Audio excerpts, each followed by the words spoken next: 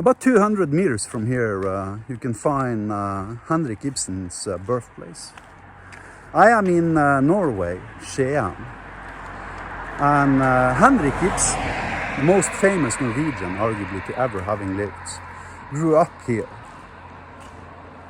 He was born in 1828, and he lived his first 14 years of his life, 200 meters from here. When he was old enough to leave the county, he did. He never came back. He despised Norway, in particular Skien, Telemark. He hated it passionately. And he ended up living in Rome, where he became a member of the Club of Rome, whose purpose it was to overthrow the Norwegian government and replace it with anarchy. He is now, today, the by far most famous and loved Norwegian ever to having lived. And he was considered a brilliant genius. 200 meters from Henrik Ibsen's birthplace, you will find the tomb, or the grave, of Vidkun Quisling. Vidkun Quisling was the most famous Nazi in Norway. And he was a dictator from 1940 to 1945 and a personal friend with Adolf Hitler. And he was one of very few Norwegian Nazi collaborators that were actually executed after the war. You will still find fresh flowers on his grave today. This was the biggest Norwegian Nazi to ever having lived, and you will still find fresh flowers on his grave.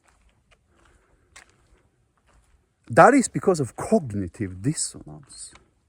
People having lived through the war, having believed in the Nazi lies, and having taught their children over time how Nazism was really the right way in secrecy, without telling their neighbors or other, members of their community what they believed, because they had to hide.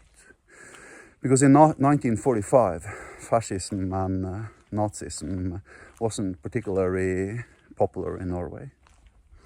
However, you will still today find fresh flowers on Quisling's grave in Norway. What does this have to do with software development processes? Well, you see, I'm kind of like an anarchist software developer, because I don't give a fuck about any of the rules. I don't take authority as the truth, but I instead use truth as the means to expose authority. And in a way, what I am trying to teach could be argued is anarchy software development, where we take all of the existing rules and regulations and we replace them with KISS. Keep it stupid, simple, period, end of debate. And then we clean the table and get rid of all the crap such as DDD and, event sourcing and, design patterns and OOP best practices, a solid, clean architecture, etc., etc., etc. Because we know for a fact it doesn't work. How do we know that for a fact? Well, 25% of every single software project flat out fails. And 50% of every single software project is challenged one way or another. That means that 1 of 4 software projects are a success. The rest are basically different variations of failure. And why? Well, because in modern software development best practices, we have rules for everything. Similarly to how the Nazis had rules for everything. The Nazis had rules for who you were allowed to marry, who you were allowed to engage with, who you were allowed to visit. They had complex theories based upon junk science, such as eugenics, that were intended to prove that some human beings were better than others. Similarly to how basically modern, job interviews for software developers are occurring. Right, unless you can recite the entirety of the Nazi Bible, quote unquote, and with the Nazi Bible, I of course mean, you know, you can list up every single design pattern, you can talk about DDD for hours, you know how event sync works, and you can apply solids and measure the amount of solidness any code base happens to have.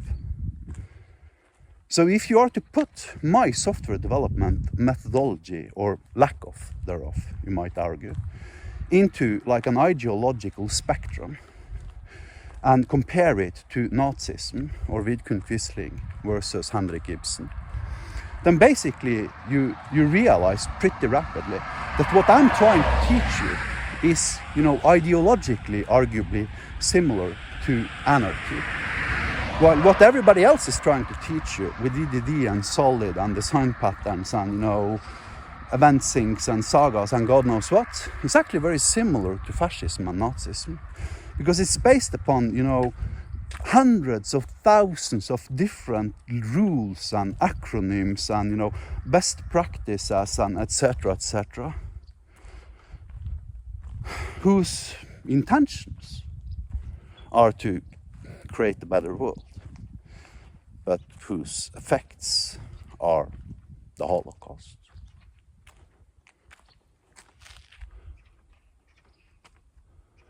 That's where Henrik Ibsen grew up. 200 meters behind him is a church where Vidkun Quisling is buried. Choose anarchy. Because that's what Ibsen would have done.